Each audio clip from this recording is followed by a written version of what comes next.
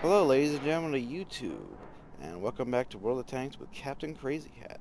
Today I'm going to be starting a new series of reviews of the tanks that I have in my World of Tanks garage, and I thought, why not start with my favorite tank in the game, the Panzer II-J. Now, I know some of the other people who have the Panzer II-J on the North American servers, and they know some of the developers. And according to the developers that we've talked to, only about 200 of these have been activated on the North American server. They are very rare. And they're also very highly coveted and sought after. Why is that? Because of this right here, the armor stats. 80 millimeters at the front, 50 around the sides and rear. This tank is more heavily armored than a KV-1, and it's only tier 3, and it can only ever see tier 4 matchmaking. This thing is a monster. And 80 millimeters really only represents this space right in here and this around these little viewports. This here is additional armor, and so is this. And this gun mantlet is an additional, I think, 80 millimeters of armor, so it's effectively, this front turret here is about 160 millimeters thick. There's really very few weak spots you could actually attack this thing from. I mean, the upper deck is kind of weak, but most tanks can't really shoot down at it, and artillery that are shooting at it, well, most of the 2J drivers that I know, actually all of them in fact, use a spall liner. Meaning that unless you penetrate and do full damage, you're just going to bounce off with high explosive, or do very little damage. Most high explosive shells do, I don't know, 2, 4 damage. Some of the higher caliber ones I've had do as little as 20 damage. So, what do you get with this thing? Well, you get 3 months of premium, and you get 10,000 gold. You also get a crew at full 100% experience, like a full gold crew. And as you can see, I've used mine quite a bit. I've gotten them up to 87%, and this is just the original crew. I've never swapped them out for anything else. So, if you actually manage to get your hands on one of these things, because there are some that are still being sold for the Russian server, and they're considerably cheaper than these ones for the North American servers, what would you want to mount on it? Well, you really want to have a spall liner. These are only like 20,000, they're cheap, and they really help against high explosive, because that's a lot of what you're going to get hit with, because armor piercing it just can't pen. What else you're going to want? You're going to want improved ventilation, because that increases your crew skills by 5%. And once these guys get up to 100%, I'm going to switch them over to Brothers in Arms. And that pretty much will make it even more of a monster. Personally, I go with a mix of half AP and half APCR. I really don't find that I need a full load of APCR, though some people fire all gold. And I also bring a toolbox, because you get tracked a lot. Because of all the high explosive going around, these tracks are always blown off. And, you know, I just have standard health kit, repair kit, and a fire extinguisher. So, what are the downsides of this tank? Well, it's slow. It is not very fast. And this gun is terrible. It has an average penetration with the AP shells of 23, and an average penetration with the gold shells for of 46. So this tank has a terrible gun, but fantastic armor. And that's really what this thing is. It's sort of like well, it's sort of like the mouse, honestly, in that it's all about the armor. And the gun is, it'll do, but it's not the best out there. And, there are a couple of weak spots if you can manage to get around and get to them. But the problem is, around tier 3 and 4, most people don't have 100% cruise. They don't have the accuracy to hit the weak spots. Now, the weak spots on this thing are this little slot right here. If you can miss all of this spaced armor, or all this extra armor, I should say, and all this extra armor, you can hit these viewports right here, and that's thinner. The commander's hatch, that's slightly thinner, but it's also very small. And these hatches here are slightly thinner armor than the rest of the 50 millimeters of hull armor.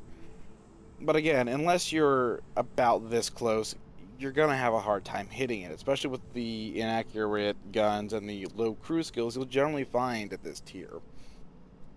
Like I said, another option is, if you can shoot down into them, shoot like in this back plate area. The back is 50 millimeters, side's 50 millimeters, and the front is 80. And even 50 millimeters, you can just ignore sub tanks, and you eventually learn which tanks you can just ignore because they can't possibly pen you, and which tanks you actually have to, deal with. Also be prepared to encounter a lot of gold being slung at you. People see these things, and if they know what they are, they immediately load gold, and have gold loaded just in case they happen to find one of these things out in the wild. These are very dangerous. They're also very rare, and people just don't know how to deal with them. And even if they do, they're still hard to kill. And, I have had instances where there was only 2 J's left on the battlefield. One on my side, one on the enemy side, and we just sort of sit there and stare at each other, because the only way that these things can kill each other is by firing gold, and by firing it into the side, generally right into this hatch here or this hatch here, because these are about 40 some millimeters as opposed to 50 right in here. But these things are hard as nails to pen, and that's why people buy these. This is the premier seal clubbing tank, and it gives you this dirty feeling when you drive it, because nobody can hurt you, but it feels so good at the same time. It's one of those things that you think, oh, this is so wrong, but this is so good, like a delicious, delicious fudge chocolate cake. It's so bad for you, but it's so delicious. Anyway, enough of me ranting and raving in the garage. Let's go ahead and take a look at this thing in action. Alright, and here we are on Corellia. Now, this game, I ended up taking potential damage, well, now it's damage blocked by armor, of 3,723. The tank only has 260 health. That is over 10 times the amount of health this thing has in damage absorbed by armor. And that doesn't count all the times I have my tracks blown off either, because I spend the majority of this game trapped. So we start out here by just going over to the Valley of Death over here, or whatever you want to call it. And things just get hairy really quick, and it's bad. It's really bad, and it makes me feel a little bit dirty, but oh, it feels so good. Let's just speed this up a little bit here so we can get over to the action. So there's fighting going on, and I'm pulling up, and like I said, this thing is slow. I'm only managing, 20, 30 kph. And I get over here and I think, oh, maybe I can go around and flank the guy up on the hill. We're a couple guys down already. I can't pen that LTP over there. And, well, neither can anything else but me. I get over here and I start to take shots at the Su-76. And I notice I'm angling the armor to further increase how much, yeah, there we go, how much armor I effectively have. Look at all these shots, and I've only had my tracks blown off. I'm getting shot from the side, not taking any damage. Yeah, the TT can never pen any of his ammo, I believe. Look at all this. This is just ludicrous. Still tracked. And I'm just stuck out in the open, and oh hey look, M7 Priest. I can't even pen the M7 Priest with standard ammo. Oh, wait, oh, there we go. Now I got it. Enemy armor is hit. We've lost the track. Enemy Oh, there's one kill. And oh, I have an M2 light behind me. I just ignore him. Because he can't. Okay, so then the T-18, what, the Su-76 did damage. So I take him out, and the T-18 at this point is firing HE because, oh no. Additionally, the spall liner makes it so that you take less ramming damage. So I took no damage from being rammed. And the LTP, well, he just learned his lesson. And the T-18, because he's actually firing high explosive and doing damage to me. So I load up my gold and unload on him. And he's dead. Alright, so I'm still surrounded and still taking damage. And I'm on 4 health. But that doesn't matter to me. These tanks that are left, they can't hurt me. And, well, my tracks are off again. I eventually just stopped trying to move because my tracks were just always off. TP's down. The M2 light, he's had enough. He's just running away. D2 light. No, M2 light, sorry. Yeah, he's had enough. He just tries to run away.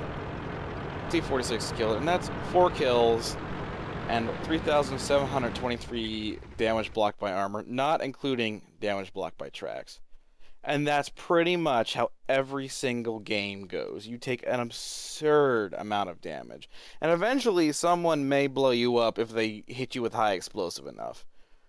But that is this tank in a nutshell. It is extremely overpowered and so much fun.